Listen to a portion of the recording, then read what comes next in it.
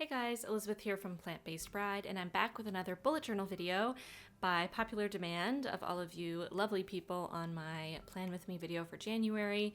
You are all asking for me to explain how my weeklies work, what that running task list is, and why I do the layout I do. So I thought I'd do a super quick video where I just show you guys how I do it once again in case you haven't seen one of my Plan With Me videos or you just want a reminder, and explain why I do it the way that I do. So a running task list or a running weekly is something that I only discovered a couple months ago, and I'd never seen it anywhere in the bullet journal community online except for the bullet journal subreddit. And I saw one person post about it and it blew my mind, and I immediately knew that this was the kind of weekly I should have been doing all along. So I think that a running task list is best suited for people who have a lot of tasks that don't need to get done on a specific day, just within a certain time frame, in this case within a week.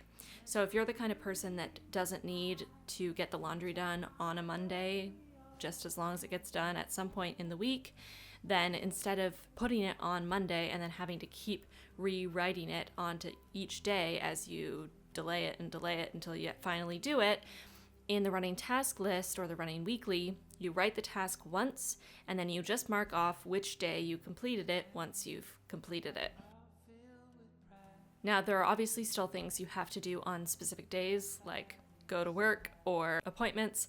So what I do is small spaces on the left side for each day where I'll write events and appointments, things that are day specific. And then also once I'm on the day, if I want to write a couple little tasks that I know I'm going to do that day or want to remind myself to do, I'll put those in too. And then on the right side is where I list all of the tasks. So I've been giving myself 4 squares vertically and then essentially the entire width of the paper for each day, just enough for 8 tasks and events per day essentially.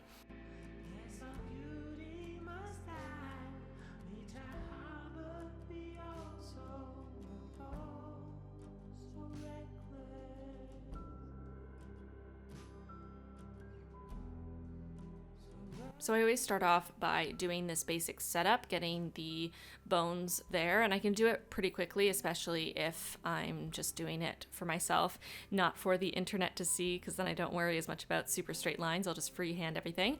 But once I have everything set up, I will flip back and forth to my calendar and write in all the day-specific events. So I'm writing in my shifts at work, I'm writing in an appointment, all of those things that have to happen on a specific day or at a specific time, those things I'm writing in right away. If you guys are interested in the different types of bullets I use, because I don't actually use a key anymore since I've been using the same bullets in my bullet journal for 5 years or something now.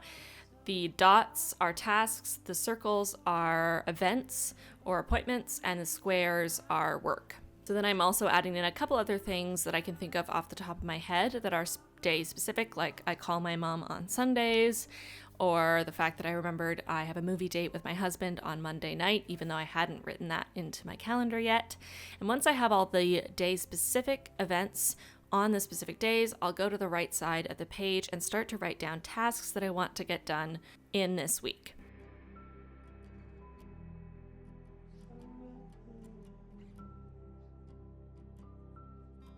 So some of these are examples just so that I can show you guys how it works. So my first task there is cuddle the kitties, my cats, just so you guys can see what a completed task looks like. So just say I did cuddle my cats on Sunday. I do a little dot underneath the S for Sunday, a line across, and then cross off the task because it's been completed. So that next one there I did was finish photo books, and I do that little right facing triangle or little chevron. That's the bullet I use to show that something has been moved to another day or week. So in the case of a running task list, at the end of the week, if I go through and see a couple tasks I hadn't completed, but I still do want to complete them, I'll do that little bullet, and then when I write my next week's task list, I'll write it again in the next week. The next one, go on vacation. While I wish I could go on vacation next week, I definitely won't be. So this is an example of what it looks like when you decide in the end not to actually do a task. So the really simple summary is, as you go through the week, as you complete tasks, you do a little dot under the day, draw a line across, and draw an X through the bullet to show that you've completed the task.